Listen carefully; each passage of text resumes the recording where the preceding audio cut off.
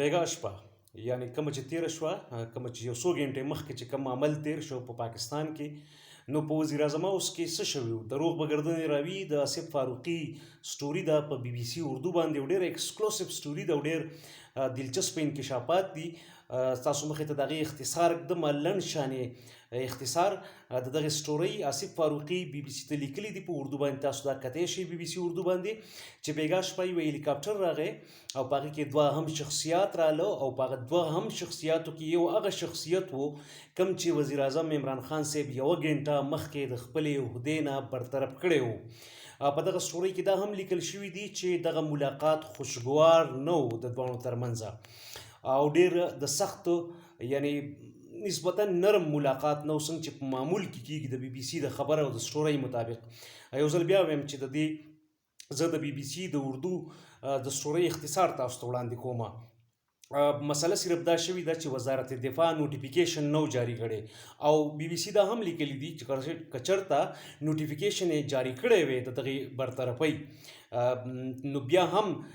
د مخالف طرف سره یا د بل طرف سره متبادل انتظام وو هغه انتظام موږ تاسو ته معلوم دی چې اسلام آباد های کورټ جسټس اطهر من الله کورټ چې دی نو هغه اوپن وو یعنی یو شهري د اقبال په نوم باندې اقبال اډوکیټ په نوم یو شهري هلته پیټیشن وړی و چې خان صاحب د څه قسم برطرفۍ او نوي تعیناتۍ نه ودرئ یعنی پیټیشن په دې بنیاد جوړ کړی چې خان صاحب د خپل سیاسي مقصدونو لپاره څوک لرې کول غواړي او څوک راوستل غواړي دغه پیټیشن اسلام آباد های کورټ ته تللی و نو لهذا که د نوټیفیکیشن شوی هم وی یعنی یو کس ډي نوټیفای شوی هم وی نو د بي بي سي د سټورۍ مطابق دغه به یعنی ان لیټر ان سپیرټ به امپلیمنټ کېده به نه دغه فیصله به دغه نوټیفیکیشن به نافذ کېده نه یوه ګنټه مخکې د دغه ملاقات نه دغه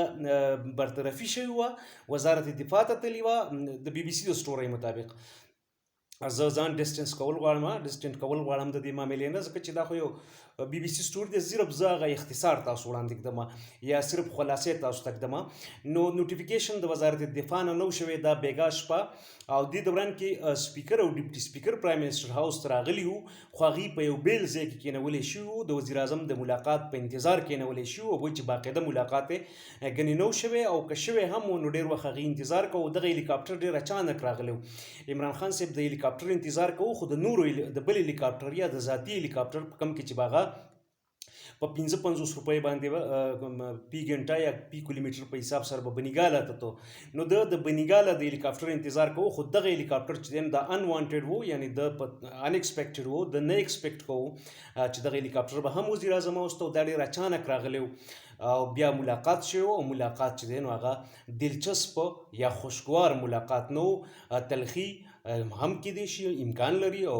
ترشي پکې هم امکان لري خو دغه د بي بي سي د سټورۍ یو خلاصه ده چې بیګا شپه څه چې په پارلیمنټ کې کېده څه چې په های کورټ کې کېده د هغې نه اخوا په پرایم منسټر هاوس کې هم ډېر څه روان وو او هغه د بي بي سي د سټورۍ مطابق دغه دي چې ښاغلي خان صاحب د یو کس د برطرفۍ حکم جاری کړی و خو باقاعده نوټیفای شوی نه و د یو مخصوص یا د ځانګړي وزارت لخوا نه دا د بي بي سي اردو سټوري ده چونکې زما ما وکته ومې لوسته زه به څه باقاعده خبریال نه یم او نه خپل څه سورسز لرم خو دغه سټوري ده نو ما وی چې په پښتو ژبه کې د خلکو دلچسپۍ ده ولې نه چې یو اختصار یې وړاندې شي ستاسو د ټولو د وخت راکولو یو جهان مننه